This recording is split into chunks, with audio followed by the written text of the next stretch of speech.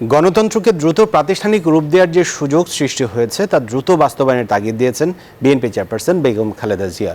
মঙ্গলবার বাংলাদেশ চীন মৈত্রী সম্মেলন কেন্দ্রে গণঅভ্যুত্থান স্মরণে আয়োজিত আলোচনা সভায় এক ভিডিও বার্তায় তিনি এসব কথা বলেন।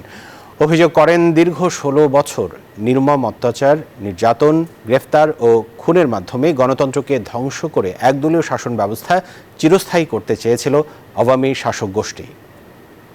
রক্তস্নাত জুলাই আগস্ট 1 বছর পর আমাদের মাঝে ফিরে এসেছে। ছাত্র জনতার সম্মিলিত অভ্যুত্থানের মধ্যে দিয়ে ফ্যাসিবাদদের পতন ঘটেছে। সুযোগ সৃষ্টি হয়েছে নতুন করে বাংলাদেশকে গড়বার। এই আন্দোলনে যারা শহীদ হয়েছেন তাদের জানাচ্ছি আন্তরিক শ্রদ্ধা, আহতদের সমবেদনা।